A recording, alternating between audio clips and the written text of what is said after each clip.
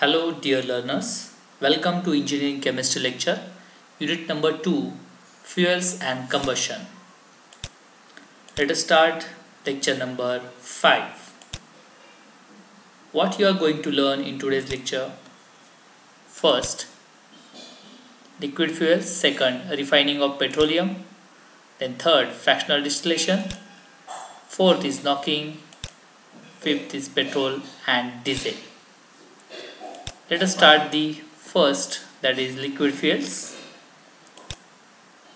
Petroleum or crude oil. It is a dark greenish brown viscous oil found deep into the earth crust. Look at here. This is the water level, oil level. In the earth crust, a greenish brown viscous oil is found, which is called as a petroleum or crude oil, which is we called as a liquid fuels.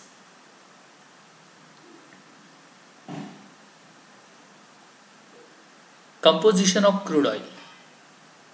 Elemental composition and molecular composition. Now, elemental composition contains a carbon, hydrogen, nitrogen, oxygen, sulfur and metals. And its molecular composition is around, means carbon is 80 to 87, hydrogen is 11 to 15, nitrogen is 0.4 to 0.9 and so onwards. These are the some elements present in the liquid fuels petroleum. Refining of petroleum. Refining or fractionation is the process of separation of various fractions from crude oil. The crude oil contains a large number of hydrocarbons, but by the process of refining, they are divided into few groups of molecular weights or boiling point ranges. So in short, refining means we have to remove unwanted things from the natural or crude oil. Also to get the fractions of different type of fuels, liquid fuels present in a crude oil. The process is removal of water. How? By passing through highly charged electrodes. Second, removal of sulfur by treated with the hot copper oxide. And the third refining process is the fractionation distillation. So by using these three methods, we can separate out a different type of fuels from the crude oil. Let us start the fractional distillation. Now look at here, this is a fractionating column to which a furnace is attached, and the furnace around 450 degrees Celsius temperature is maintained in this furnace. When the crude oil is entered through this furnace, the oil is achieving the temperature around 450 degrees Celsius, and then it is passing through this fractionating column or chamber. Now in this chamber, the different type of slides are fitted at regular interval and only vapors are allowed to pass. Look at here, this arrow shows the vapors only allowed to pass from bottom to top.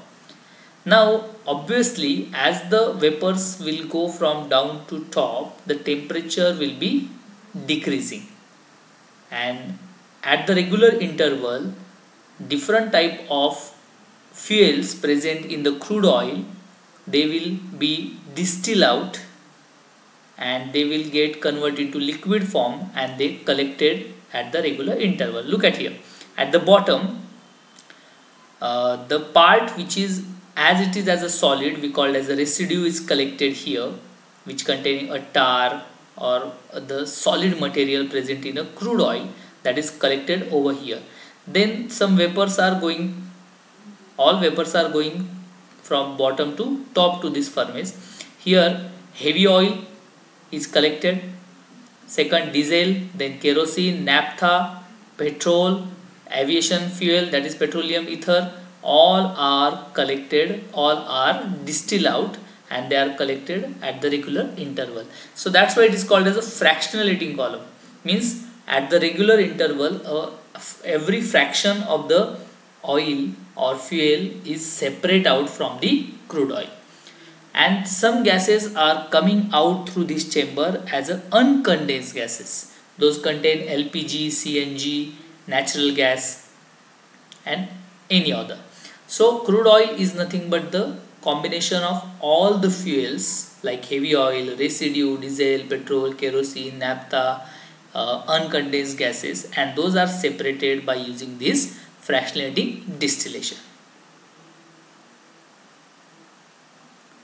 Now, what is the composition of the fractions? Look at here.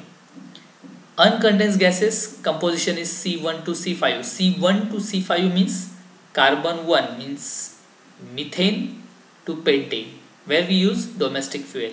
Second is petroleum ether as a solvent, then gasoline or petrol as a motor fuel. Next is knocking. What is by knocking? A sharp metallic cracking in internal combustion engine is known as a knocking. What happens if engine start to make a knock?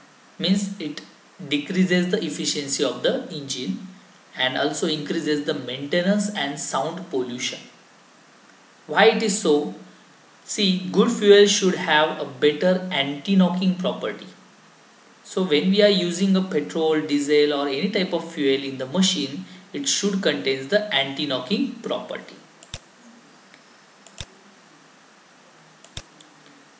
Now, what is by octane number? Octane number is introduced to express the knocking characteristic of the petrol, or the anti-knocking of the property of the petrol is decided by knowing its octane number. Higher the octane number, higher its anti-knocking property, means good is the fuel, that is petrol. How octane number determined?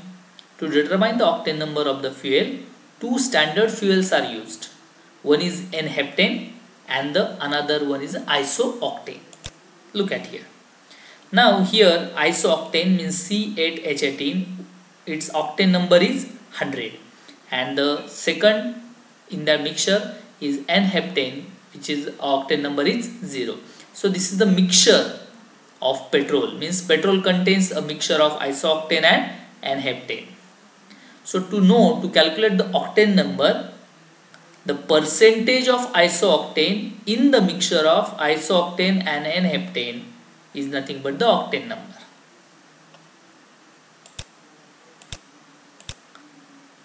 So if these two hydrocarbons are mixed in a proportion, then a series of fuels having knocking property of octane number from 0 to 100 is obtained, and octane number of fuel can be determined by comparing its knocking property. Now it is the percentage of isooctane in the mixture of N-heptane and isooctane, as I told you. For example, if fuel contains a mixture of 80% of isooctane and 20% of N-heptane, its octane number is 80. So it is the percentage of the isooctane in the mixture of isooctane and the N-heptane. Hence, higher the octane number of fuel, lesser will be its knocking tendency and better is the quality of the fuel. Similarly, how to improve the octane number of fuel? By addition of the tetramethyl lead or branch chain alkanes, addition of BTX, that is benzene, toluene and xylene, improves the octane number. Now what is the relationship between organic structure and octane number of fuel? Aromatic compound showing more octane number than cycloalkene, than alkene, than branch alkane, and less is a straight chain, means more is the straight chain alkane or straight chain molecule, its octane number is very less. So we can say that indirectly, more is the aromatic character, more is the octane number and more is the anti-knocking property. Let us discuss now cetane number. Cetane number is introduced to express the knocking characteristic of the diesel. How cetane number is determined? Again here one mixture is there, the mixture of N-hexadecane and alpha methyl naphthalene. Look at here, N-hexadecane means straight chain of C16 molecule and second is alpha methyl naphthalene. Here cetane number of N-hexadecane is 100 and that of alpha methyl naphthalene is 0. So what is the definition? It is the percentage of N-hexadecane in the mixture of N-heptane and alpha methyl naphthalene. Again, for example, a fuel is containing mixture of 80% of N-hexadecane and 20% of alpha methyl naphthalene. Its cetane number is the 80. Here it is cetane number. Hence, higher the cetane number of fuel, lesser will be its knocking tendency and better is the quality of fuel. So in short, octane number is for petrol, cetane number is for the diesel. How to improve? Again cetane number, again addition of tetramethyl, lead, branched chain alkane and all those things we can, straight chain we can add. Okay, how to increase the cetane number of diesel? By addition of ethyl nitride, ethyl nitrate and isoamyl nitrate.